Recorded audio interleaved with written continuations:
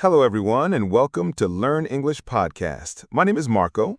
And I'm Catherine. Today's lesson is at an advanced level. This means we'll be speaking in our regular English tone and using some really difficult vocabulary and phrases. That's right. It's excellent practice for all of you listening.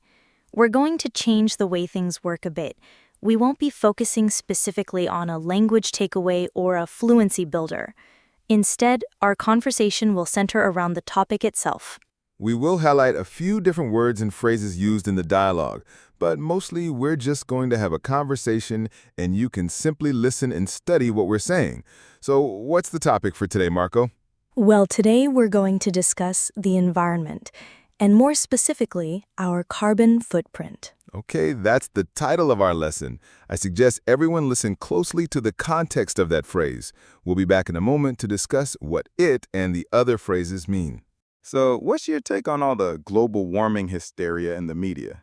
It's quite serious, man. There have been a ton of scientific studies, and the scientific community is saying the Earth is heating up. We need to make some pretty drastic changes to our lifestyle if we want to save our planet. I don't know, it just sounds like a bunch of mumbo-jumbo to me. The Earth can save itself. It has survived worse disasters in the past. I mean, honestly, we live in the boonies. There's no way anyone here is going to walk or bike to work, especially in the winter. And we don't even have a bus system. My house is 40 years old, and it would cost a lot of money to get it refitted to be green and energy efficient. Well, I'm not really sure if I believe in global warming either, or if it's our fault or just a natural change the Earth is going through, but you have to admit we're living pretty irresponsibly here in the West. I guess the real issue is sustainability.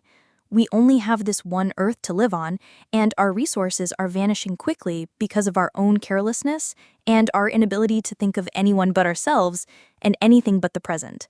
So, like I said, we need to change how we live. We need to cut down our carbon footprint. But it doesn't have to be that drastic. Hybrid vehicles and solar panels are too expensive to be feasible right now. And we don't have to be hippies living off the land and buying everything organic, even though that helps.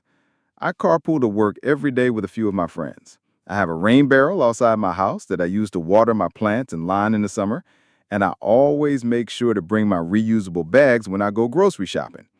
We just started using biodegradable plastic made from corn oil for takeout orders at my family's restaurant, too. Remember the 3 R's? Reduce, reuse, recycle. Exactly. It's just small, simple changes, like buying energy-saving light bulbs, starting a compost bin, recycling bottles and paper, and using reusable water bottles. We should also stop using disposable cups and cutlery like the ones we're drinking from right now. All right, we're back. So, as you probably guessed, carbon footprint is pretty simple. A footprint is the mark you leave behind, for example, when you walk on sand. Exactly, and when we talk about carbon, we're talking about the element itself.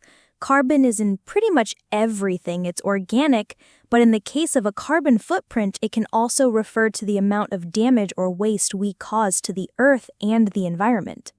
For instance, when you drive your car, we all know the gas from the exhaust pipe is CO2, right?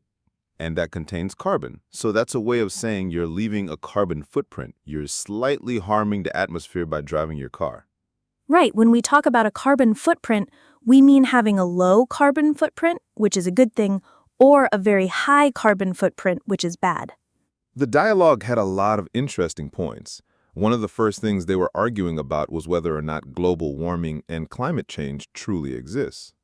Yeah, this is a very interesting part because some people say global warming is real, it's happening, while others say it's not real, it's not a real problem, this is just a phase the Earth is going through, and like everything, it will disappear. Well, I agree that the Earth goes through phases because sometimes there are centuries that are hotter and sometimes there are centuries that are colder. But I think it's undeniable that there has been a significant and rapid global climate change in the last 20 years or so. Yes, we're definitely speeding up that cycle, and I think great and terrible evidence of this is the 3 massive earthquakes that have occurred in the last few months. I think that earthquakes are a crucial reminder that we as humans influence how the world responds to us. I always see it as the earth shaking its back and saying, "Get off me, stop it, stop it." Yeah, exactly. I think that's kind of how I see earthquakes sometimes. When they were talking about whether it's real or not, they used a really interesting phrase. It sounds like a bunch of mumbo jumbo. So, mumbo jumbo is a way of saying it sounds like a bunch of gibberish or garbage. It sounds like people are talking about something that doesn't really exist. Basically, mumbo jumbo is something that's not real or true. Don't you also use it when someone is saying something you don't really understand? For example, if I'm talking to you about something very academic, you might say, that sounds like a bunch of mumbo jumbo to me.